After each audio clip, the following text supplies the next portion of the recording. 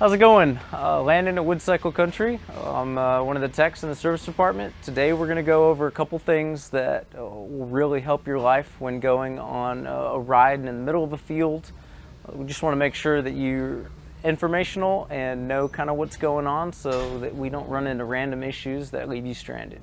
For starters, let's take a look at your brake fluid. It's different for various models. Right now we're working with the Can-Am Defender. Real quick, easy check. They're sealed, so taking a little wiggle, making sure they're in between your minimum and max is something super simple to know that, hey, I'm going to have brakes on the way. Take a walk through here. Most people don't know how to check their oils, but today we're going to let you know how to do it. First thing you want to do is let it run. About 30 seconds just to get it warmed up a little bit, get it circulated through. It's about all you need to be able to verify you've got the correct oil level. Once it's done running, we'll turn it off and work our way to the back.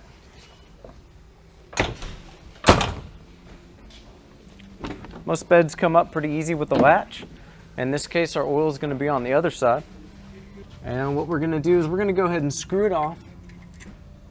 Go ahead and wipe away your excess oil and then reinsert it and turn it all the way back in till it seats. Once it's seated, we'll lift it up and we'll take a look kind of where our oil's at. Right now it's just below the half mark, which is good. Once the oil gets a little bit hotter, you'd be surprised it's going to raise back up to that 3/4 mark very quickly. And while you're at it, it's a good idea to go ahead and look up and whoop, there's your reservoir. Something as simple as making sure that you've got coolant in between both lines, between your minimum and max, is a good way to help keep you stranded and or have any issues. We'll wipe the rest of that excess oil. Make sure you screw it all in, fully seated, and then wipe away any of the extra oil. And now since we're in this spot, it's a good idea to go ahead and check your air filter. In this case, it's just got a couple tabs and alignment so that you know where your top is. And you'll just pull this off real quick and verify. In this case, we've got a brand new air filter, but we've just replaced a very dirty air filter. This is something that a lot of people don't realize could cause issues. And when you bang it, you see how much dirt comes off. All that's just ingestion.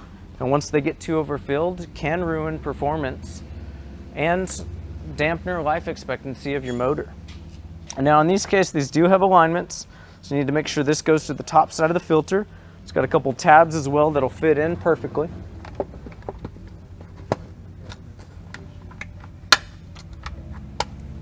It's always a good idea to give a little bit of tug test to make sure it's secure as well.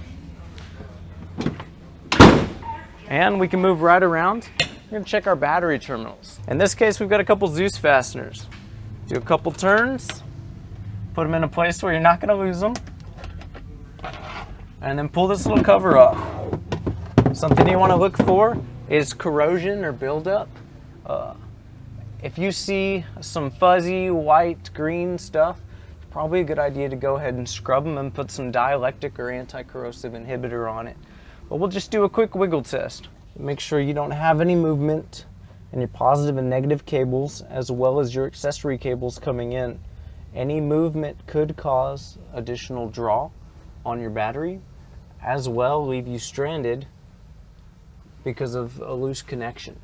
If you ever notice flickering in the dash or maybe clicking as if your battery was dead, you'd be surprised how many times you can come back here, do a wiggle test, do a quick tighten, and that may be all it needs to go ahead and get you back up and running.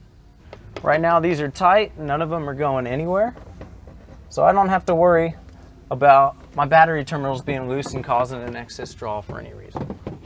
Go ahead and button this cover back on.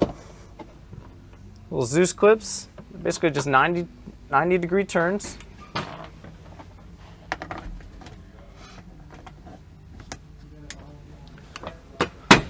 Put everything back where it needs to go. And something as simple as taking a look and seeing kind of what your tire pressures are.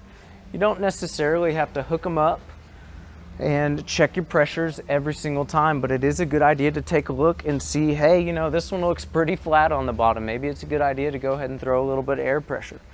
If you don't know what your air pressure is, typically they are in your user manual or written on the bed somewhere, very easy to read.